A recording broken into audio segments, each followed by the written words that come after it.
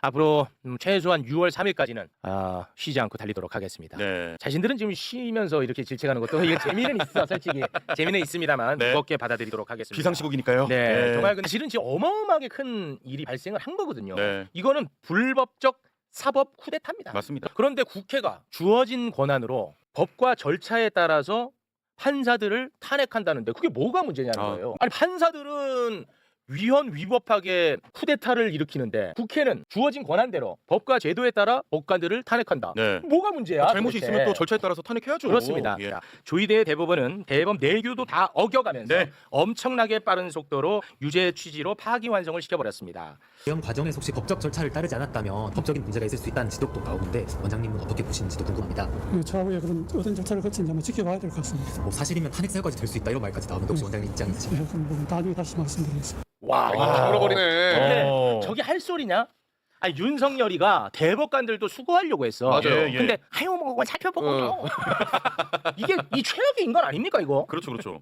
이런 인간이 네. 모든 내부 규정을 다 어겨가면서 이재명 후보를 지금 제거하려고 하고 있는 거야. 이 이재명 후보는 낙선자란 말이야. 네. 낙선자에게 당선 무효형을 주면 어떤 정의가 구현되는지 너 오늘 대답해.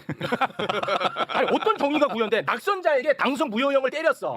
조희대가 네, 네, 맞죠. 낙선자한테 네. 당선 무효. 정의 구현할 게 없다니까. 그러네요. 그러니까 저렇게 부정과 불의에 대해서는 잘 참다가 이번에는 해서는 안 되는 일, 정말 불의한 일, 사법부가 정치에 뛰어드는 일에 대해서는 앞장서서 지금 돌진하고 있는 사람이에요. 그래서 저는 이 대법원에 대해서는 정말 이번에 국민들이 그 민낯을 다 봤기 때문에 네. 전 가만 놔둘 수 없다 이렇게 네. 봅니다. 근데 그 법원 폭동이 있었을 때 천대엽 대법관이 입장 냈다고 했죠. 그때 내지 말아야 할 입장을 냈어요. 우리 사법부도 반성할 부분은 반성한다. 그 그랬어. 최악의 발언이야. 입장도 안 천대엽 씨 맞아.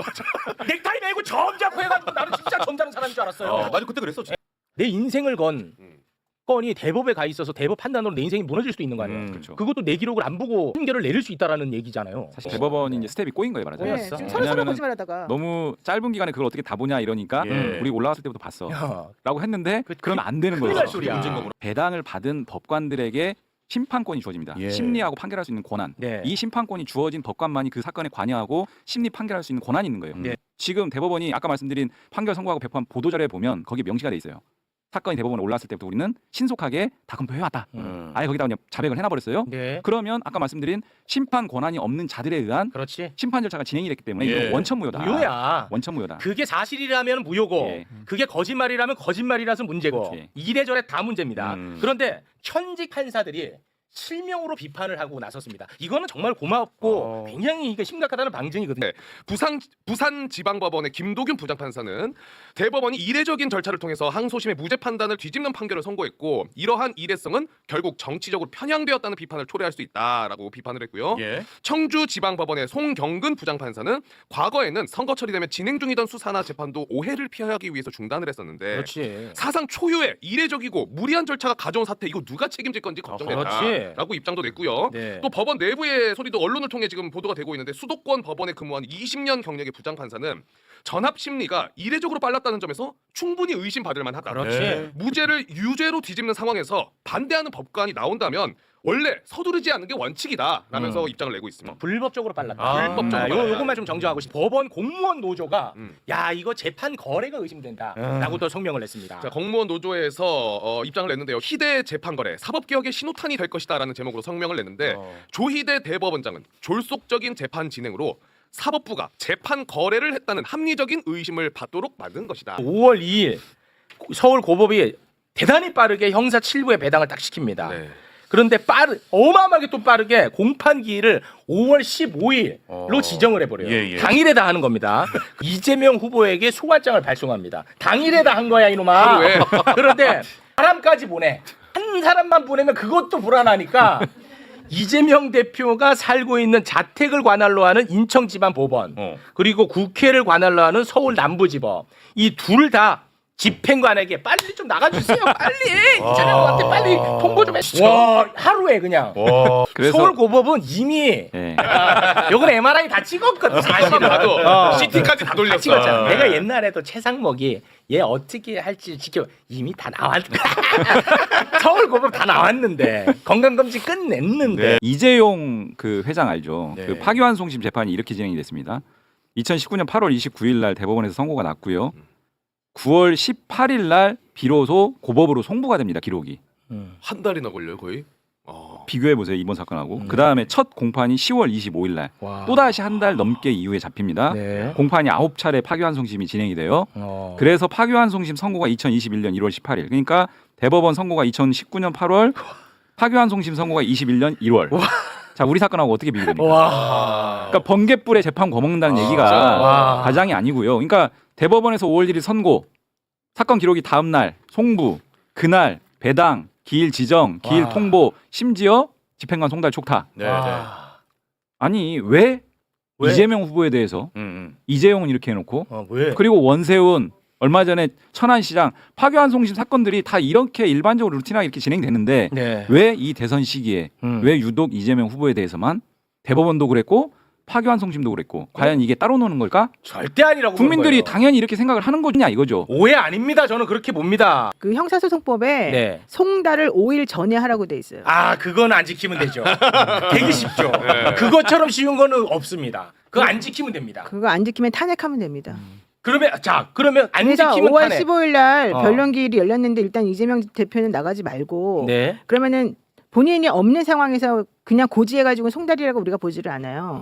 그래서 직접 송달이 가야 되는 거예요, 그 사람에게. 네. 그러니까 사람들이 걱정하는 게 5월 16일 날 그냥 딱 날짜 잡아버리면 어떡하냐 이거였잖아요. 그렇습니다. 그러니까 아까 말씀드린 대로 형사소송법에는 그 사람에게 송달할 때는 최소 5일 전에 송달하게끔 되어 있기 때문에 5일 전에. 예, 그러면 최소 5일 전이라고 했으니까 5월 16일은 안 되고 5월 20일 만약에 날짜를 잡더라도 5월 20일이나 5월 20일 이후를 잡아야 되는 거예요. 원래가 기일을. 그러니까 원래는 그렇죠. 근데 이제 네. 지금 말씀하시는 것처럼 그렇게 안 잡아버리면 어떻게 해요? 이렇게 하잖아. 그렇습니다. 네. 그럼 탄핵을 시켜야죠. 서울고등법원에서 재판 진행이 안 되게끔 막는 게 가장 중요하다고 그게 봐요. 중요하거든요. 네, 그래서 그거 하기 위해서 할 수 네. 있는 걸 제가 다 말씀을 드리는 거예요. 네. 정말로 서울고등법원 재판 진행 안 되도록 해야 되고 우리들이 무죄를 유죄로 만든 이 판국에서 네. 피고인의 방어권을 행사하지 못하도록 한 여러 가지가 있잖아요. 네. 그럼 그 모든 것들에 대해서 우선 먼저 우리가 요청을 하고 저쪽에서 그 요청을 안 받아들이는 이 결과를 끄집어내야 돼요. 네. 그리고 그걸 빌미로 해서 그걸 이유로 해서 우리가 탄핵을 시켜야 된다는 주장을 하는 거예요. 네. 예를 들면 대표적인 게 1997년에 동아 비자금 사건 아시죠? 그때 당시 김영삼 전 대통령이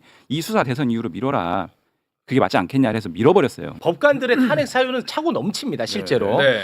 선거운동은 각급 선거관리위원회 관리하에 법률이 정하는 범위 안에서 하되 균등한 기회가 보장되어야 한다. 네. 균등한 기회가 보장되어야 한다가 헌법이야, 헌법. 네. 그러니까 이게 위헌적인 거야, 이 모든 게. 그렇죠. 공무원, 기타 정치적 중립을 지켜야 하는 자는 선거에 대한 부당한 영향력의 행사, 기타 선거 결과에 영향을 미치는 행위를 하여서는 아니 된다. 저기에다가 이제 공직선거법 85조도 선거관여 금지 조항이 있고요. 거기에는 또 형사처벌 조항까지 따라갑니다. 그렇기 때문에 말씀하신 내용들을 다 정리하면 네. 탄핵 소추안이 나오는 거예요, 사실은. 아, 네. 고발장이 나오는 거고요. 네. 그래서 아니 근데 이재권 부장판사, 네. 다시 말해 이제 고법 판사거든요. 네. 그 사람이 막 도망가요. 막. 그날 파기환송심 첫 길이 잡혀있기 때문에 법원은 이제 출근해서 재판을 해야 됩니다. 와, 도망 다닐 것 같은데. 런닝맨 찍어요 좀. 아니 이게 웃을 일이 아니야. 아, 진짜로. 얘네들은 마음을 먹었기 때문에 네. 마음을 먹었잖아. 아니 그래서 아, 도망 다닐 것 그래서 같은데. 저희가 민주헌정 수호 변호사단이라고 하는 변호사단을 만들었어요.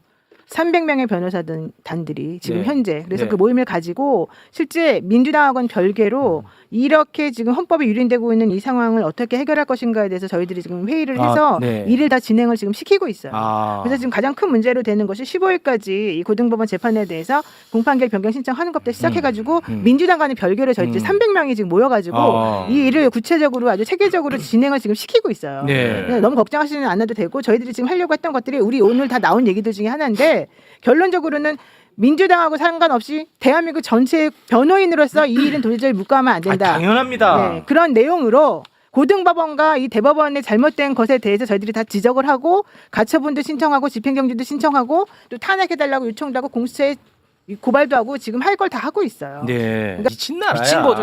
낭비론으로 방송 나와가지고 넥타이 메고 하는 사람들은 그 진짜 정신 나간 사람들입니다. 부르고 시작해. 진짜.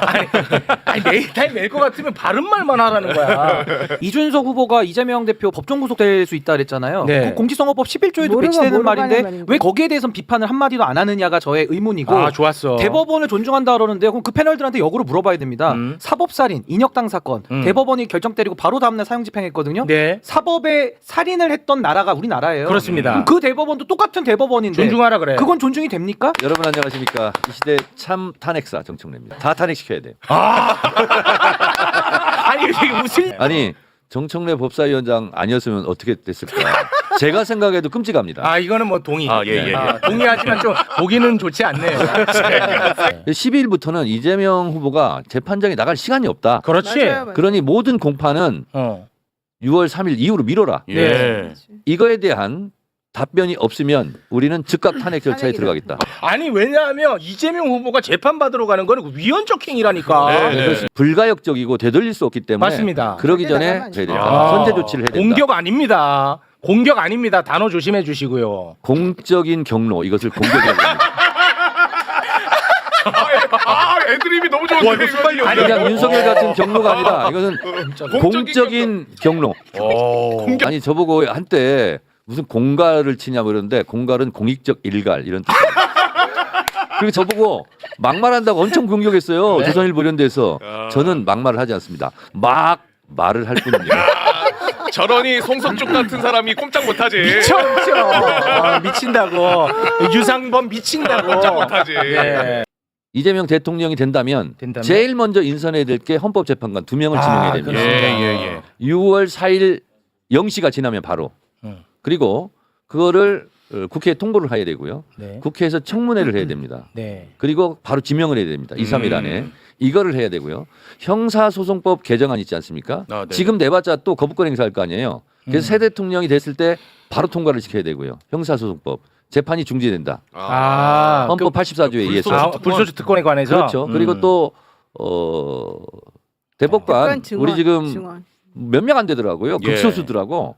독일은 300명 정도 된대요. 아우. 인구 대비를 보니까 120~30명 정도 해야 되겠더라고요. 대한민국 대법관을. 네. 그래서 그 법도 처리해야 됩니다. 그래서 처리해야 될 일이 많아요. 대법원 재판 헌법소원 문제. 그리고 헌법재판소법 개정. 지금 3심제잖아요. 네. 근데 전대협 그 법원행정처장한테 제가 얘기했어요. 법관들은 무오류 신이냐? 아니다. 아니죠. 그럼 위헌적 판결을 할 수 있지 않느냐? 그거를 헌법재판소에서 위헌 여부를 가릴 수 있는 그런 것도 법을 개정해야 된다. 근데 그런 강력한 법을 정청래만이 할 수 있다라는 생각은 하지 않습니다.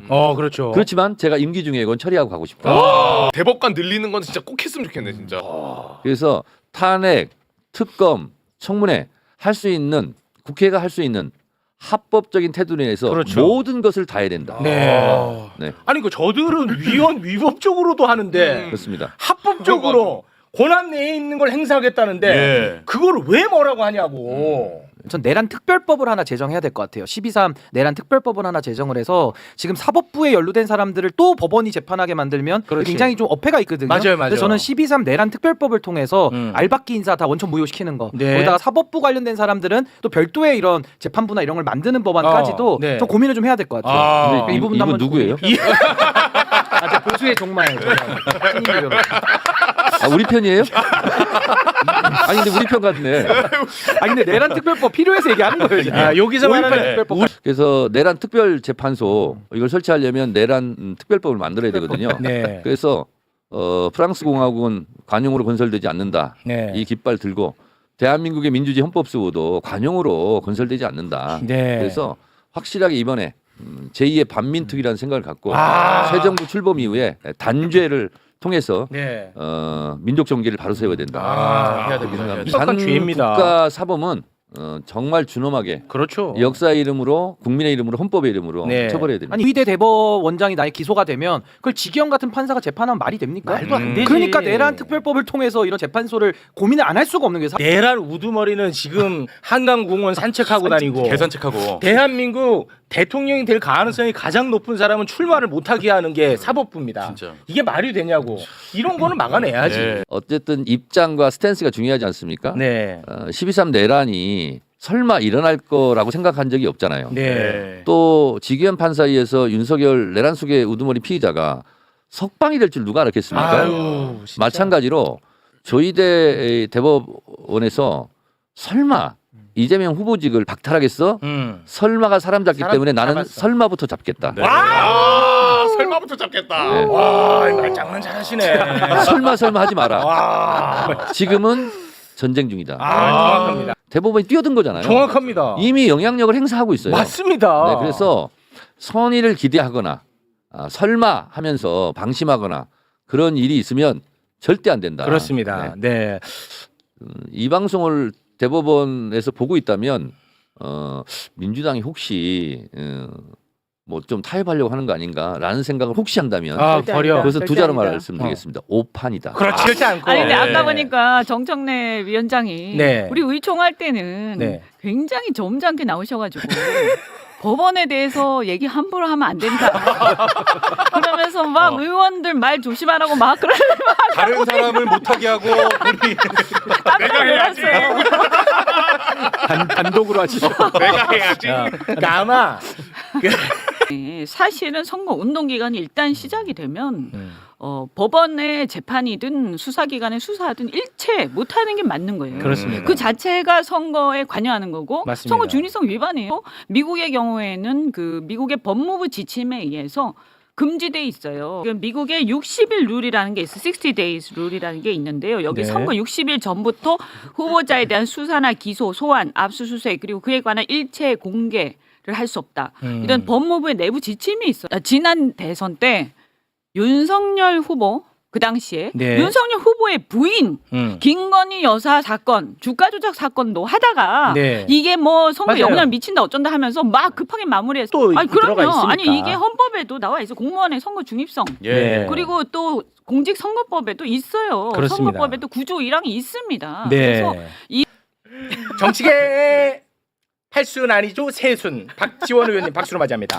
이번에는 조희대 대법원장의 사법 쿠데타가 있기 때문에 네. 무조건 네. 모아서 탄핵해야 됩니다. 야, 역시. 매불주문 오면은 말씀이 또 달라지니까. 이것이 정치야. 아 이게 정치야. 그렇죠. 아니 그러면은 뭐 이제 우리 의원님에게 누군가가 정보를 준 게 역정보가 들어갔을 가능성. 그 정보원이 쓰레기일 가능성. 정보원 쓰레기설. 정보원 쓰레기설. 요게 하나가 있고요. 예. 박지원 또한- 쓰레기설. 아이 그왜 제가 그런 표현 못 씁니다. 그렇게 묻고 싶지 뭘 솔직히 얘기해서. 아이 아이 그렇게 표현 좋아. 하는 그두 가지. 아, 그거요? 제가 지금까지 그분으로부터 들은 얘기가 한 번도 틀린 적이 없어요. 정보를 주신 분. 네. 네, 그리고 틀림없이 네. 조희대 대법원장이 전원 합의부로 끌어가기 전에 네. 저한테 전원 합의부로 갑니다. 예. 그리고 이것은 원심 확정이지 오. 파기환송은 아닙니다. 오. 이렇게 얘기를 했어요. 전원 합의체 회부는 만났네. 맞았네요. 예, 맞았죠. 그래서 제가 그 얘기를 했고 그런데 3일 전에 대법원에서 선고 3일 전에 기류가 바뀌었습니다. 그러면서 파기환송의 위험성이 있다는 거예요. 그래서 제가 그러니까 매불쇼에서 저를 매일 나오면은 내가 매일 좋은 얘기를 해줄 건데 일주일에 한 번이에요. 다른 방송에 나가서 기류가 이상하다. 하셨어요? 했죠. 그래요? 그거 노영희 변호사도 노영희 가만히 있어. 요즘 총기가 많이 갔어요. 네. 그런데 정청래 위원장이 네. 조희대 대법원장 청문회 같은 것은 얘기하지 말하게 해놓고 자기가 여기서 야 원성이 잦아.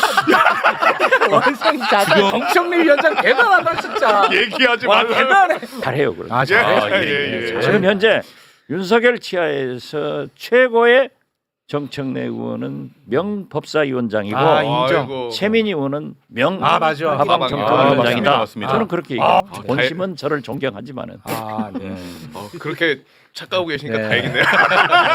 곽수산 대한민국의 국정원장을 하셨던 분이 그러한 얘기를 새빨간 거짓말을 그렇게 아무런 양심의 가책도 없이 말씀을 하실 수 있다.